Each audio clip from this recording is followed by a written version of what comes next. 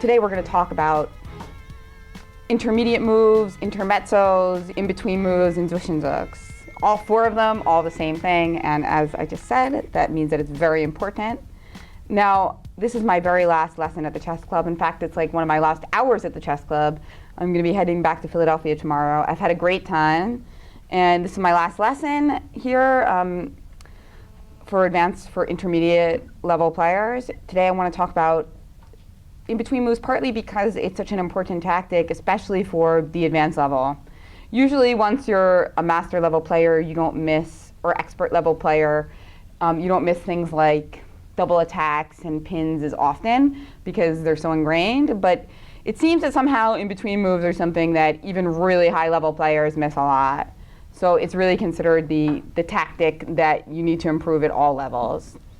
Why do you think it is that people miss in-between moves so often? Or intermediate moves so often?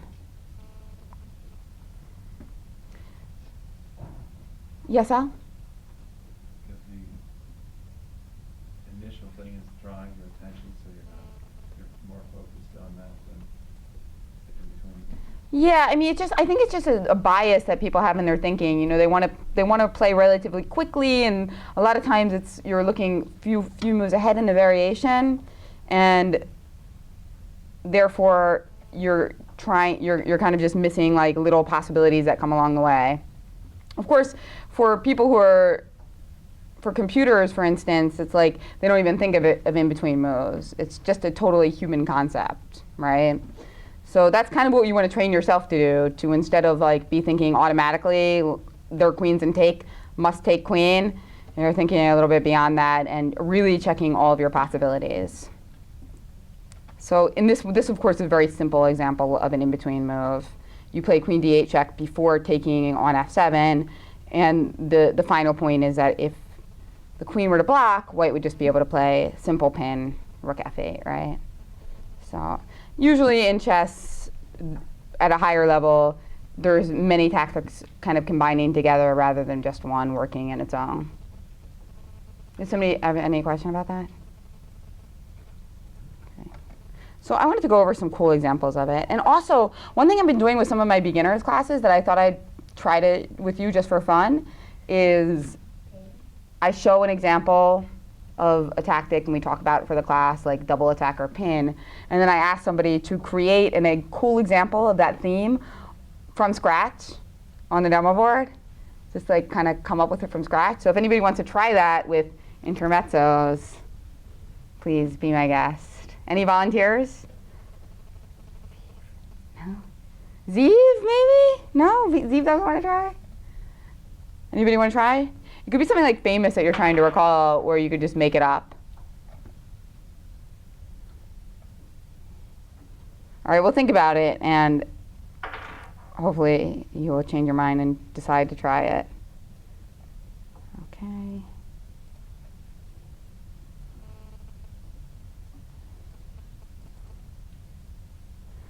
All right, so I just want to show a couple really simple examples first so we can look at like some very typical themes. For instance, in this move, what does white play?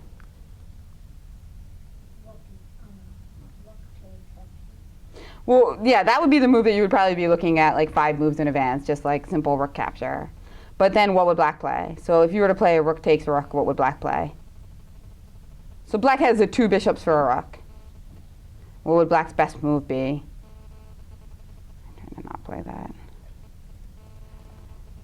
If white were to play rook takes rook, what would black's best move be? So that's the first question.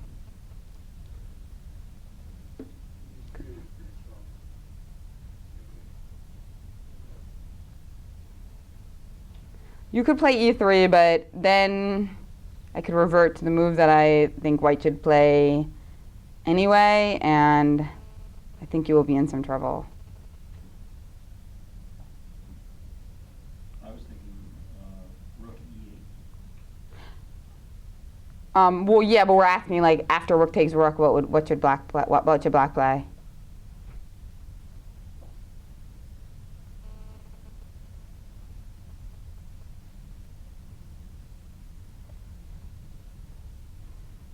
But e3 is a good question, actually. I think it's kind of a cool answer, but I'll show it to you after that.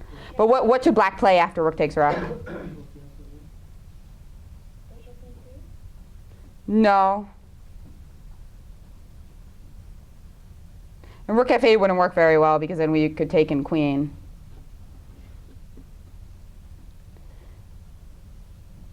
Bishop e3, we could play rook to e8 check. And then take the rook on a8, and then we're going to be queening next move. Bishop g5, rook e8 check.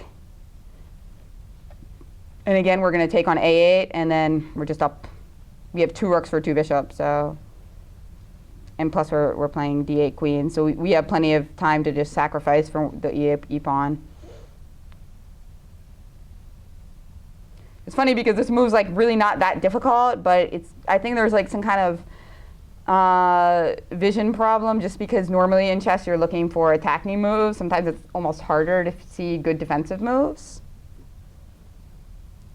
even though in a way they should be as easy to find. Basically, white's threatening rook e8 check, right? So how do you stop it? There's not very many ways, because rook d8 doesn't help, because you play rook e8 check anyway. So there's really only one move. Rook a7 doesn't really help either, because, you know. Yes, exactly, right. So if I play rook takes rook here, seems like a good move. You know, you're threatening rook e8 check. It seems very difficult to stop. Rook f8 doesn't work because we capture. Rook d8 doesn't work because we play rook e8 anyway. But if you play bishop b5 here, it's actually pretty tricky, right? Because that prevents rook e8. Somehow the bishop is x-raying, and it's kind of unusual. It's actually a bit of an unusual defensive maneuver. Normally you don't see the bishop doing that. And now, in this particular variation, black would be doing pretty well, right? We have 2 bishops for a rook plus a pawn. White wouldn't have to go for this, of course, but you know, that would be kind of a blunder. But in this position, black's doing okay. This pawn on d7 is really strong, but black has the 2 bishops and is preventing immediate disaster, right? Now, I think your move, the other move you mentioned, e3, white would play rook e8 check, so you can't take because of queen. And if you now play king g7, what do you think white should do here? Well, if rook takes a8, I'll play e takes f2, and then I'm turning to queen and checkmate. So that's a bit annoying.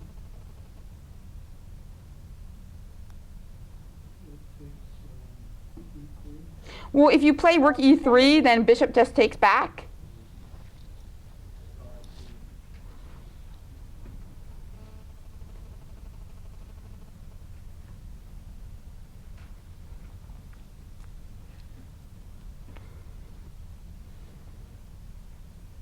So what is the best move for white here?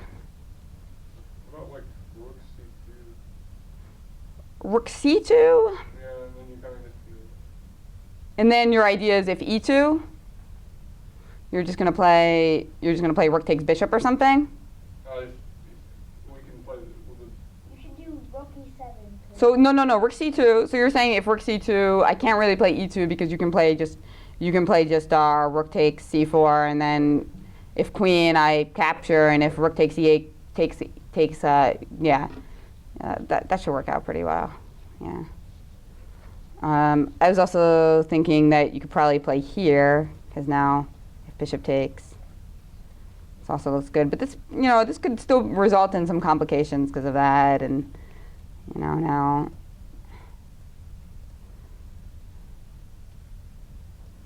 And it's not completely clear, right? White has a rook for a bishop and a pawn, but it's not clear what's going to happen at all. So. Instead of queening, you could play rook e8. Yeah, that's true. So you could play rook e8 first, and now you're threatening rook takes e3, which would be very devastating. But now, if we play here.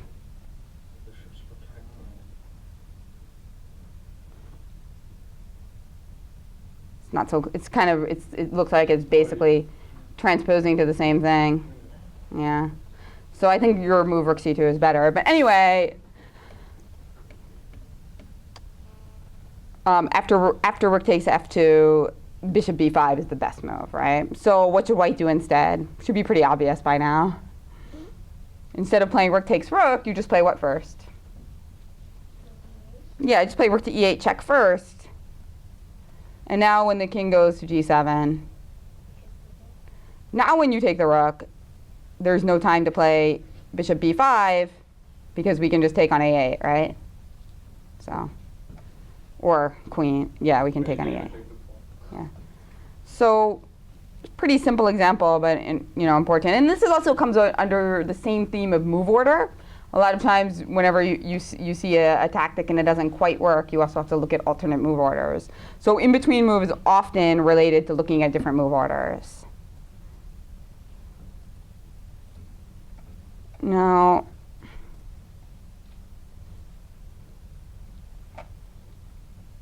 what you do here is white.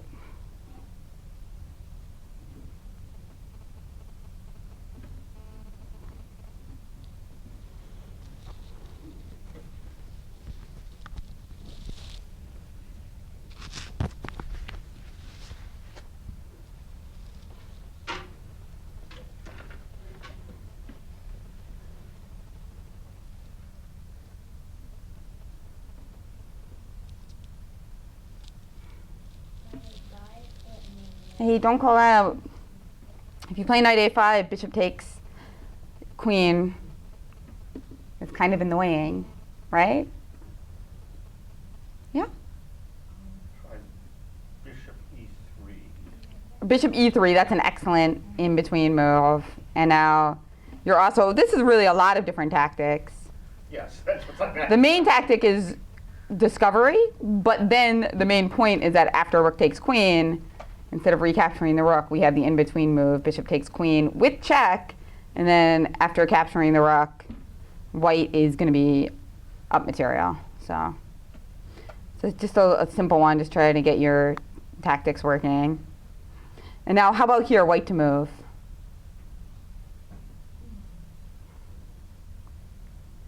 So your queen on e4 is in take.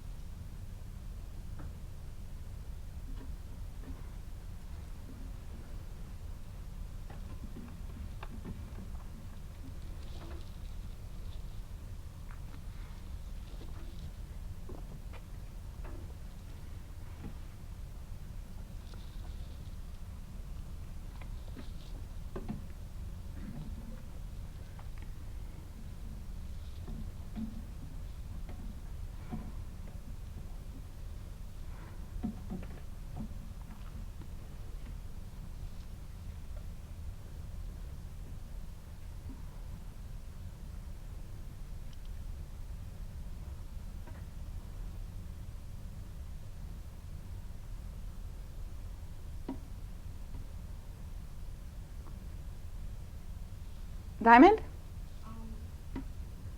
Bishop takes b4. Yeah, bishop takes b4, excellent. And now the idea is that if you play rook takes queen, we have rook takes queen, and you don't have time to recapture this bishop on b4 and net yourself some material because there's a back rank mate, right? So again, a combination of themes that are at work here. It's also a bunch of themes. It's in-between move, it's discovered attack, and it's back rank, right? And the other main point of bishop takes pawn is that this queen is guarding c2, so you don't really have time to do anything better. Finally, we should probably look at, well, what if black just plays queen to d7 with the idea that now your queen and your bishop is in take? Now white can play. White can just play what? I like three pieces. Hmm? Yeah. What's that? So I like three pieces.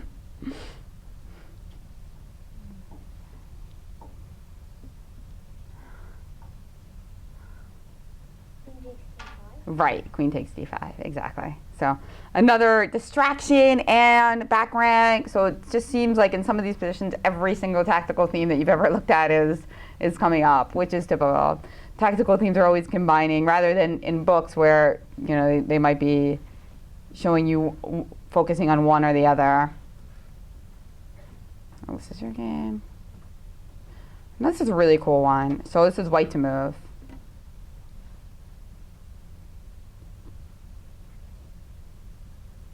So you see there are some potential pins here.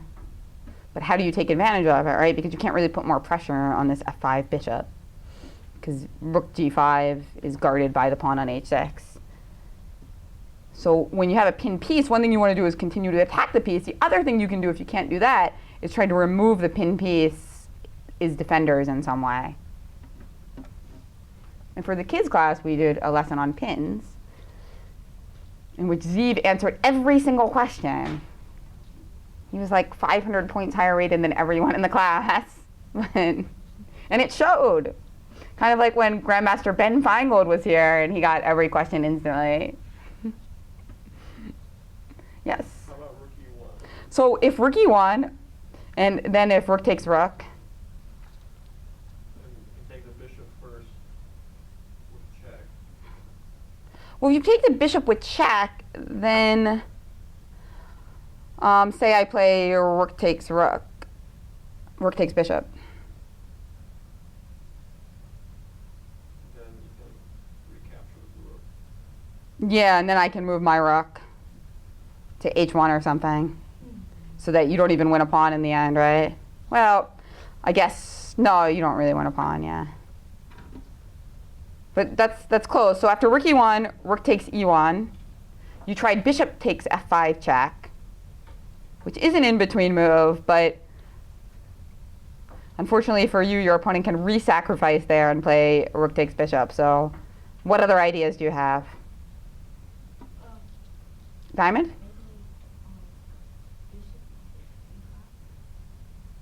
Well, I think that's kind of the same thing. Oh, you mean immediately? But if you do it immediately, I just recapture with the rook and there's no pin. And I mean, either rook I could take with, actually. It doesn't really matter. They both seem adequate. Could take with, or I could play rook takes f5, and you don't seem to have any follow-up there. In fact,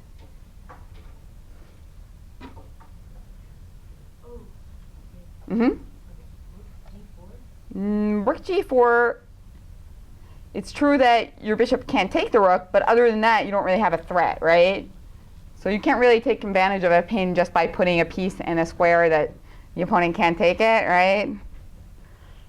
You have to also go for the attack. Yes, Justin? Julian, rather? What's that? Rook to e1, rook takes e1, rook takes f5. Exactly, right. So it's all about the move order. So after rook e1, rook takes e1. Instead of taking with the bishop on f5, you take with the rook, right? And then if the rook recaptures, you have bishop takes f5 check, the king moves, and after king takes e1, you're up what?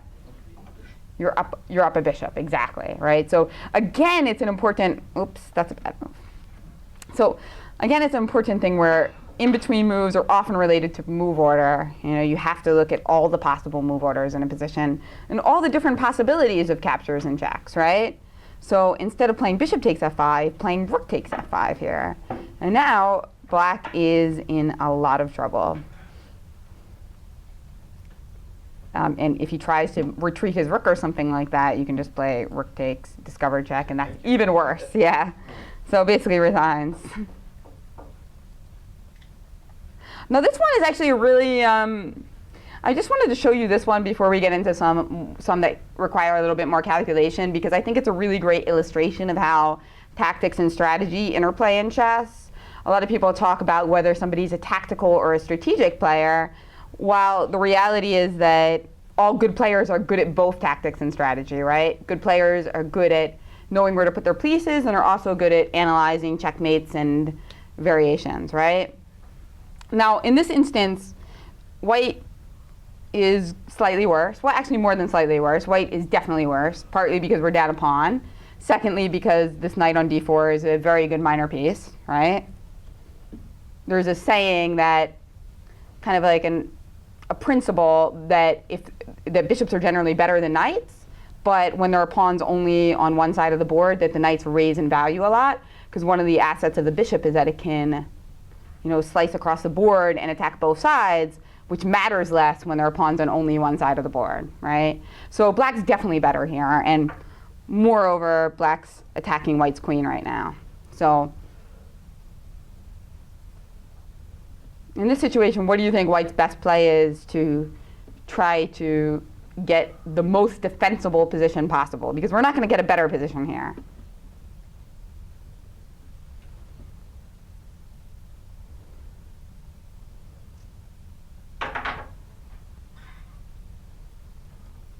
Oops.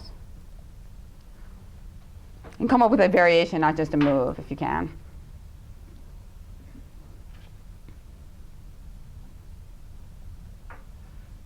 And obviously it has something to do with in-between moves.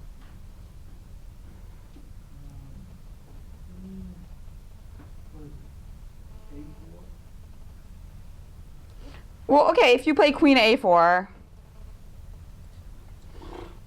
I mean, I could take on f3, and then what do you want to do now?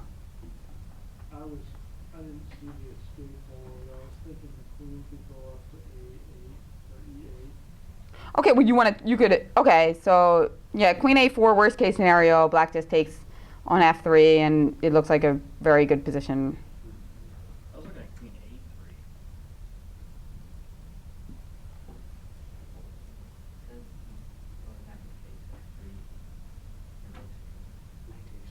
Yeah. Well, if knight takes, then queen takes knight. No, you were That thinking, doesn't work. well, yeah, that's the problem, right? Okay, so yeah, we should look at that. So if queen a3, knight takes f3, queen takes f3, now if rook takes d1, queen takes d1, and everything is okay, right? Black now has the in-between. But instead, black has this in-between move, queen takes queen, right? And now we can't play rook takes d6 because the queen just moves away, and we're down a rook for a queen. And if we recapture, we're down a rook, right? So that's bad.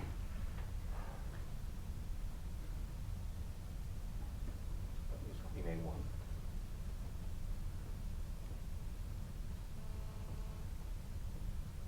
Well, you could play queen a1 and not lose a rook, but again, we could play knight takes f3 and Just trade queen. and just like a worst case scenario, we could, well, I think though that if black wants to try to press an advantage here, would he prefer to be in a rook endgame or a queen endgame?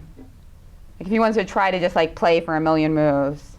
Oh, I would play for a queen endgame. Yes, you want to play for the queen endgame because the rook endgame will be more clearly drawn, right? So if your opponent plays queen a1 and you can't find anything better after knight takes f3, pawn f3, then trading into an even more simplified endgame, right? Because if queen takes f3, there's rook takes d6. So if you figure you have to trade something off here, then you would rather trade off rooks than trade off queens, right? Because if you trade off queens, it should be much easier for white to draw than if you trade off the rooks, right? That's just a general principle which most people like to go by as rook games are always drawn. But how can white do a little bit better than that? Because that actually turns out to be like after queen f1, it's the same thing, right? After knight f3, you can't take with the queen because of queen takes f3, and then we lose. So we have to take back with the pawn. And now if black wants to, black can just play rook takes d1, queen d1, and it's absolutely transposed, right? So how can we do a little bit better than that as white if we want to have a little bit of an easier time of possibly defending this position?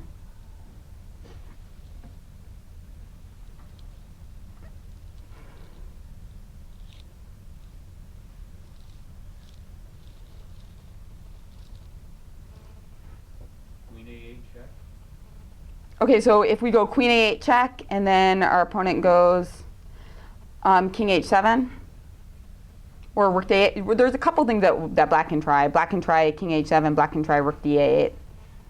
But, What about queen c8? well, queen c8 check, now if they try king h7, what can you do? Then you go to h3. Right, and then it will be a perpetual if they try to go back with the king, which would be something that you would want. So queen c8 check's a bit more forcing because then they pretty much, if they want to try to get the most out of this position, they pretty much have to play rook to d8. And then what's the difference? So then after rook d8, you obviously have to move your queen.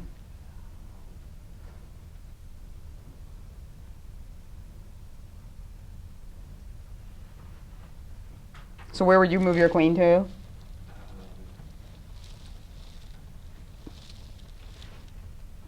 G4 doesn't. Right, well, you could play queen g4, and then what? And then black would play what? Try to visualize that in your head. Yeah, he'll take with the knight. Right, so he takes with the knight, with check, and then you play what? Queen has to retake. And then, how is that different than the variations that we were looking at? Is it exactly the same, or is there a key difference? Take rook with check. Right, so can Yeah. your opponent can't play queen takes queen, right? If they play queen takes queen, then you have rook takes d8, exactly. So once you play queen c8, after rook d8, queen g4, knight f3, now you can get away with taking with the queen. So because if the queen captures now, you have rook takes d8 check in between move, and you end up winning, right? So instead, they won't be able to do that. So after knight takes f3, queen takes f3 instead, they're just going to have to acquiesce something like rook takes d1, queen takes d1. And now it's the same position, but instead of having the pawn on f3, you have them connected, right? So it's extremely minor. I mean, compared to a lot of the things that we're looking at, it's not a difference of a pawn or a rook or a checkmate. It's just a difference of a position that's slightly easier to defend. But I wanted to point this out because a lot of people say that strategy is not that important because under games of players under 1800 or so, tactics always decides the game. Well, that can be true, and strategy can still be important, right? It's not like they're mutually exclusive. And the reason is because there are more tactics that are liable to come up in your game for you to win pieces and checkmate if you have good strategy. And the opposite is true also. If you're really good tactically, but you're not good at like placing your pieces and your pawns, you're going to give your opponent a lot of opportunities, right? And this is just one example of how the two interplay in a pretty subtle way. So now let's go look at some more violent ones now. And this is a subcategory of in-between moves, which has a very romantic name. And it's white to move, so just try to analyze it into its logical conclusion. White to move.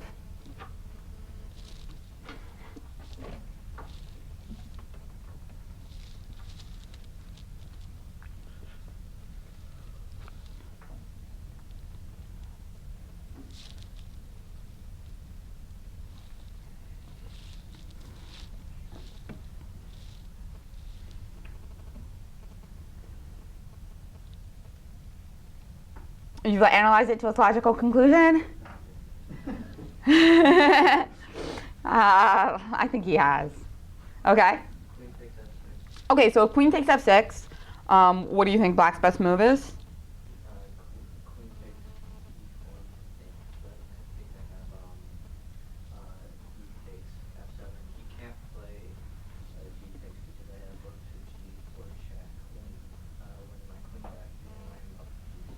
Exactly, very good. Okay, so queen takes f6. And now this is, now it's black's move. So if black plays g takes f6, now white just has what? Somebody else? Rook G4. Just rook g4 and white's up a piece, right? So black can't do that. So instead, we have a subcategory of in-between move, which is called, does anybody know what it's called? When you are going to lose a piece, so you try to grab whatever you can for it. Desperado. Yes, desperado, that's a really common tactic that you see when pieces go flying, and it usually involves the queen. So after queen takes f6, instead of g takes f6, black would probably want to try queen takes e4, but now white has the counter desperado. Well, if we play bishop takes e4, then pawn takes f6, And e7, rook e8, bishop c6 doesn't lead to anything because we can just recapture the pawn, right? So instead, and Julian already mentioned it, but somebody else might want to mention it as well.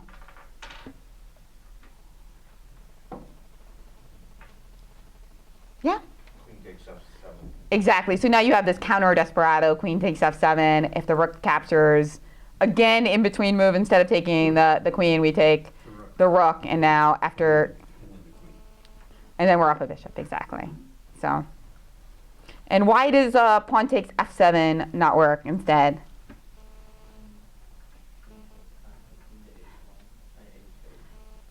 Diamond, what were you going to say? I was gonna say black has an out because the king would just go to h8 and basically it wouldn't make like black is gonna win the pawn. Right, so if king h8 now, so you didn't have to take on f7. Like if you took on f7, then we could always play queen takes f7 and bishop takes queen just like before. But if you play king h8, then our queen's in take, and we don't have any clear answer. If we play queen d6 trying to attack the rook and the queen at once, black could play what?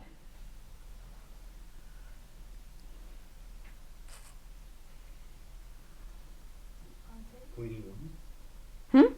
Queen to e1 check, and then after king h2?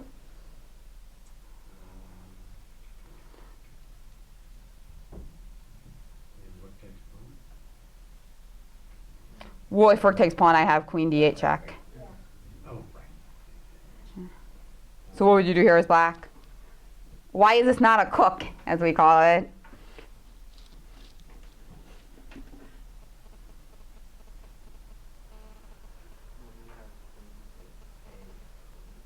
Queen to where? Well, queen to a8 is there's the bishops on that diagonal.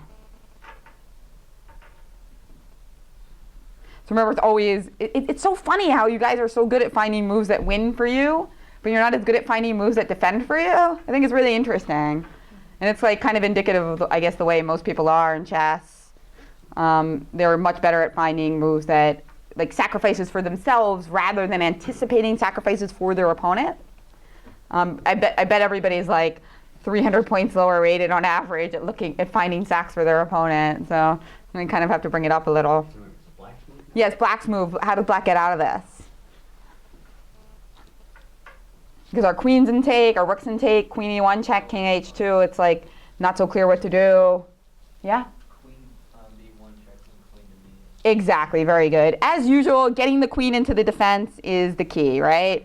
It's so important to get the queen into defense in chess, and I think it's a really underrated thing because, you know, we talk about getting the queen into the attack, but getting it into the defense is equally important. And now, yeah, if only white could play bishop here and then bishop there.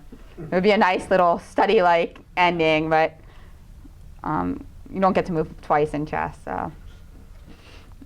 Black could play any number of things here in rook f8 or g6.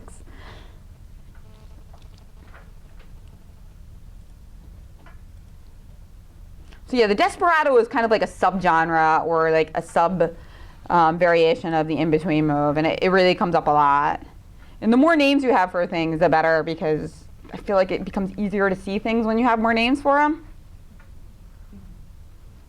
This one is black to move, so try to find the winning variation for black.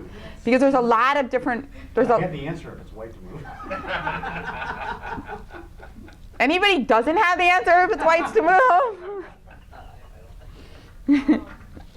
So this is black to move, and just try to get the move order right here, because here move order is really important. Give yourself a minute.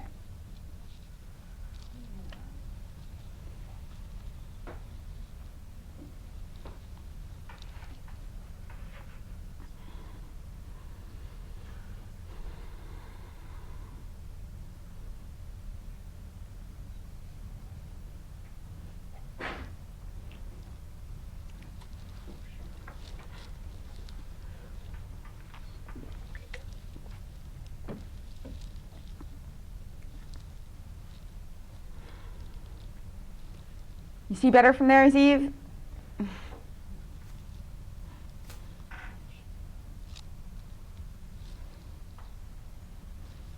And Anybody ready to set up an in-between move on the double board? Since you already have a diamond, you want to try to set up one there?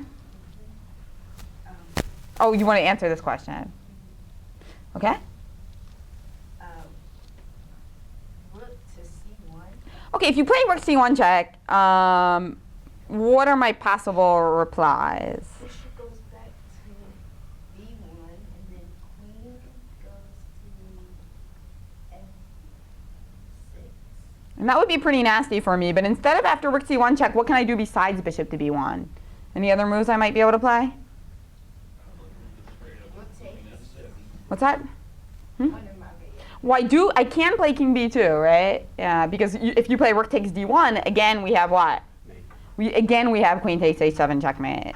So it's good to notice that right away, because it comes up in variations, right?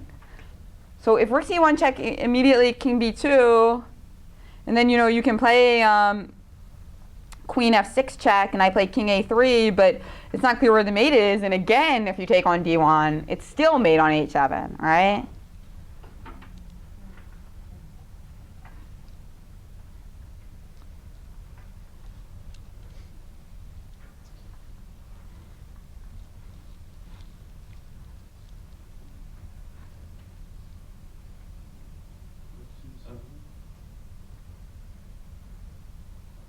Or rook c7, just passively defending against the mate.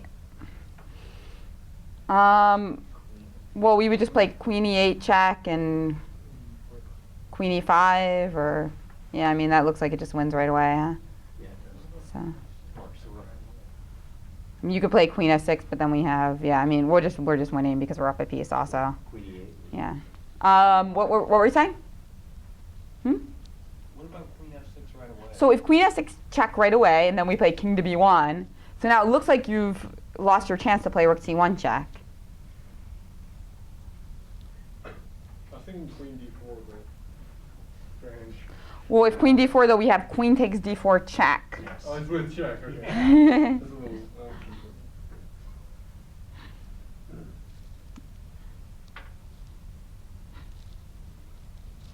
It does delay checkmate,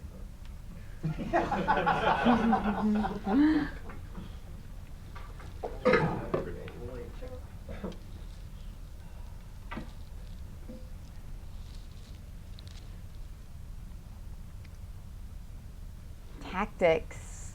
How many people have done tactics since last week? Tactics trainer, tactics books. Good. I have. Really? Are you sure?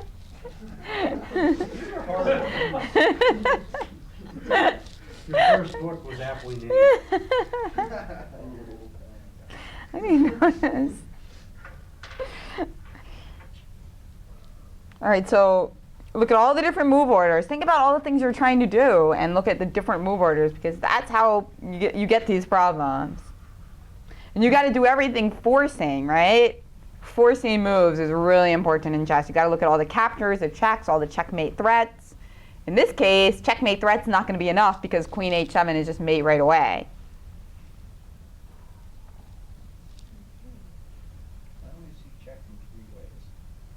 I'm sure there might be another one, but I don't. Right, but sometimes it's not the first move that you're seeing. A lot of times, especially with stronger players like you guys, it's like it's not the first move you don't see, it's the move after the first move that you're not looking at enough possibilities. People are usually sharpest in the position right in front of themselves, right? And that's why a lot of times, I mean, how many people have you had the experience where you make a move and as soon as you take your hand off the piece, you realize what you've done wrong? Like everybody's had that experience, right? Yeah. And that's because you just see things better when they're right in front of you. I mean, there's very few people who are better at blindfold chess than they are at regular chess. I don't know, do any of you know anyone who's better at blindfold than they are at regular? I mean, Diamond, you are? Huh? Who? Paul Morphy? Jennifer, that's not a fair question. Huh? Not a fair question. Why not? Because blind people are better at it. but oh, there you go. Blind people. Okay, Fair enough. I think they're the same, actually. Because the other person's blindfold too. It's exactly the They same. can't play the other way. Yeah, it's true. They're the same with a blindfold or without a blindfold. Yeah. Edit this out. This is really obnoxious. Thank you. I apologize. So let's just say Queen F6, King B1, Rook C1 to get things back on the. All right, yeah. So wait, Sal? What if you went queen F7? Well, Queen of 7 defends against a mate, but here you're down a piece, so you need to like really do something spectacular, or you're not gonna save this game. You're gonna lose. Temporarily guarding. It's true, and if you were up a rook, But then you'd slide it sideways one way. but the thing is, if you were like up a rook in this position, you could play moves like rook, queen f7, and if you're not getting mated, then hallelujah, you're going to win the game. But here, you're going to lose the game if you don't have something that is spectacular and wins right away. So if you play queen f6 check, and then king b1, what else can you try there? So far, we haven't tried anything in that position. Except, okay, well, that doesn't look like it's very good, right? Let's go. Well, okay, Queen F6 check, King B1, Queen C6 check? Well, queen c6 is not check. Or, no, it's not check. No, there is not. It allows a mate on h7 again. C1 check. Yeah. Okay, so C1 check. so if rook c1, rook takes c1, then what? So see, everybody try to visualize that position. I swear that if I put this position on the board, everybody would get the answer. Well, Okay. that's pawn. Yes. Pawn takes queen. Click. Well, if pawn takes rook queen, then just king takes, and you don't have a mate. No, wait. Rook. Queen f6 check, king b1. No, I'm playing the rook down. But if you play the rook down first, that's what other people tried. But then if rook c1 check first, what does white play? Pawn queens. No. What does white play after rook c1 check? Oh.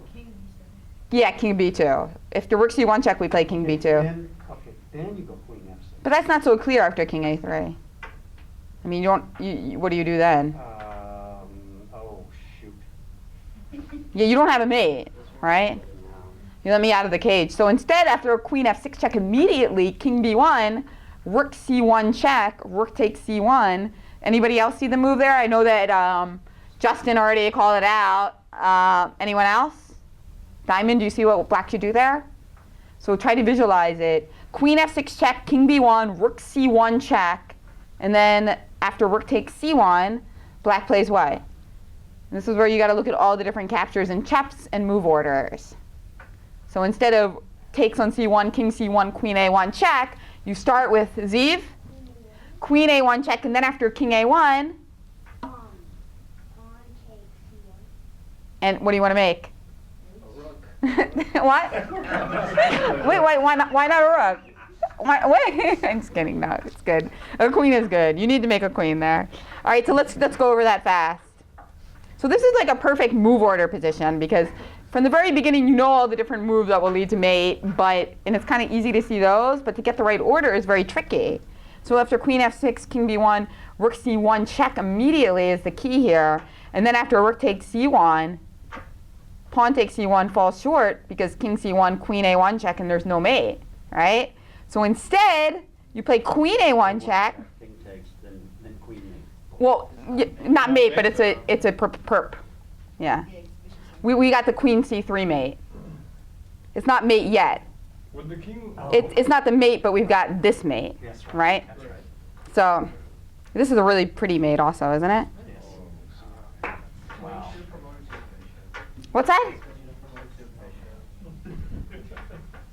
Well, yeah. Unfortunately, if you promote to anything except for a queen, you lose. So it's a pretty difficult problem. It seems easy at first because there's just not that many different possibilities for black, but you really have to get it in exactly the precise order, right? It's hard to see that distraction move, though. Which one is hard to see? Queen a1 check, right? A1 check Yeah. to see that.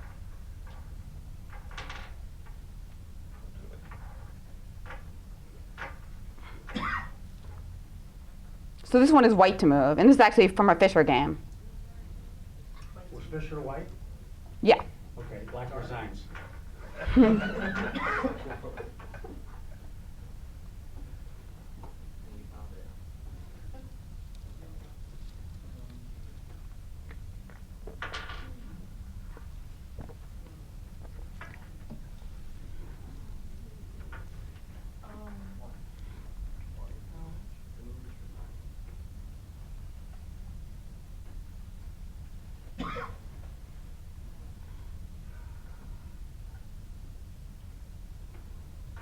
Queen takes d6. Well, if white plays queen to d6,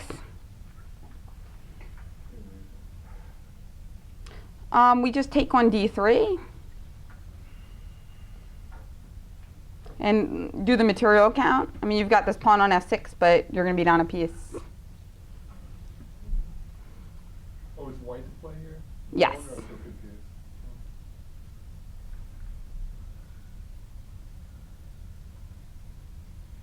This one's really weird. I know this is a very, very strange position, and I'll give you a little bit of a hint here because, you know, I want somebody to try to find it. But I talked about actually combining different themes, and this is a theme that combines in-between moves and traps.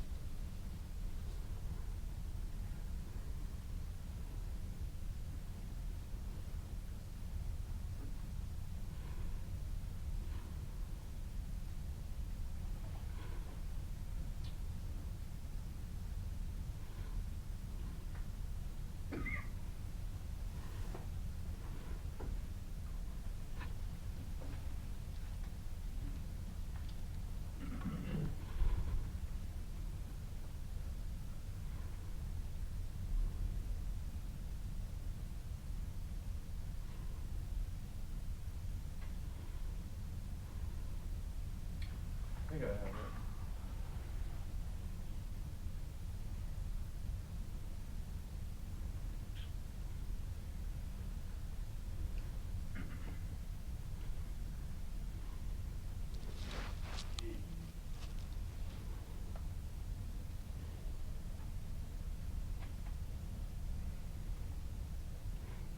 You think you have it already? I Good, think so. I let's mean, hold I up. could be wrong. I'm trying to Yeah. Google it,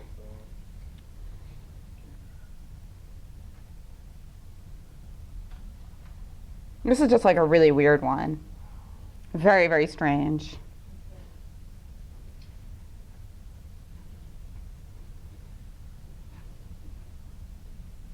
You have in the back?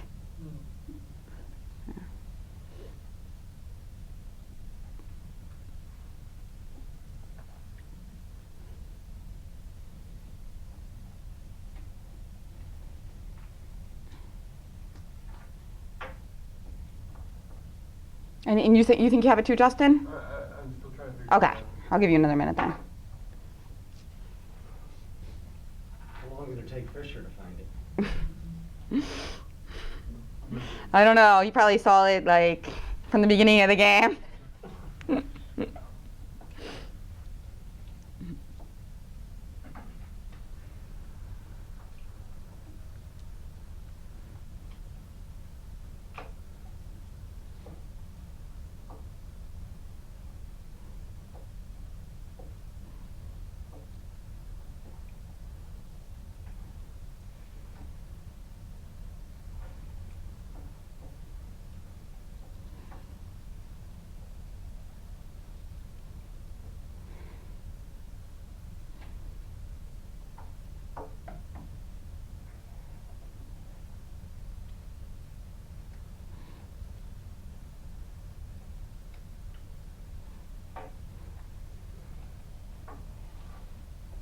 Do you want to try to give them a hint? Can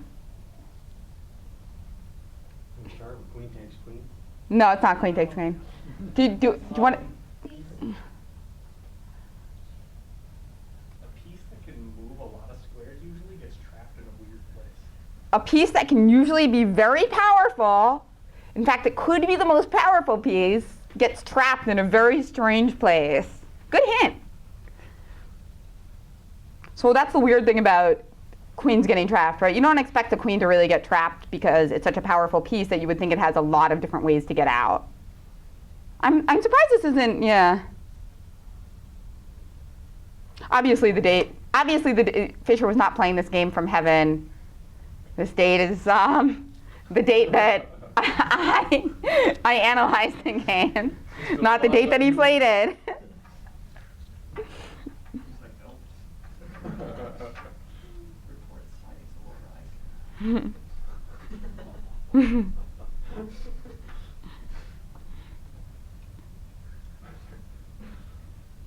I hadn't even seen this game before.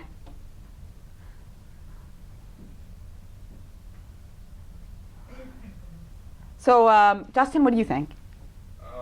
I'm thinking you have to move your queen to it's like queen H4. No, that's not it. Okay, what do you think? It's rook takes e4, you're threatening bishop f4, and if queen Oh my takes God, I was g3, right. you play rook takes d4, and the queen is trapped. It's absolutely incredible. So if pawn takes, then you can just play bishop to f4, right? That was the move I had initially. But But I thought somehow the queen could go to And then if queen takes g3, not bishop f4 immediately, because then you would end up just even in material. Yeah, like so instead just rook takes d4, and now wherever the queen goes, next move you play. It's gone. Take the queen. You play bishop f4. Exactly, and you're going to end up with a crushing position in a beautiful f6 pawn, right? And there's no room for desperados because black needs to at least get the bishop back, right? So if we try to desperado, white will actually end up in an even better position up a whole bishop, right? So black would have to try something like queen to d6 or queen to d7 or queen a5. queen d3, at least then you have opposite formations. Still bishop f4. And then after bishop to f4, the only possibility is now to play queen takes f4, rook takes f4, and of course it's not as spectacular as some of our positions in that white still has some work to do, but it's obviously a very strong position, right? Right. But it's a very strange tactic, right? Wow. We've never really seen anything like it. The queen can't go anywhere. It can't backtrack this way because of the g6 pawn. It can't go to h4. Anywhere in this diagonal allows bishop f4 check. And yeah, queen takes d3 is also possible, and then at least there are bishops of opposite color, but still, white is obviously pressing hard here with, So can I ask a stupid question? Mhm. Did Fisher find this? yes. I told think, you it was a stupid I'm pretty sure, yeah. I actually only have the analysis of it, yeah. What's that? Who was he playing? Schweber? I don't even know who that Well, is. no wonder. Somebody you haven't heard of, so yeah. Actually proceed. What's that? How did the game actually proceed? I think he did do queen takes d3. I had to look it up. But it's just such an outstanding combination, really. It's very nice. So, yeah. Anyway, you can see that in-between moves can range from really high-level stuff to very simple things earlier in the game. And, beginners can miss them, but they can also really just be in pretty much any variation. You need to always look at the different move orders and the different captures and checks. And, of course, it's a very human concept in-between moves and intermezzos because people are thinking in a certain way. They're often thinking of recaptures, and that's the bias that sometimes allows these in-between moves to slip through.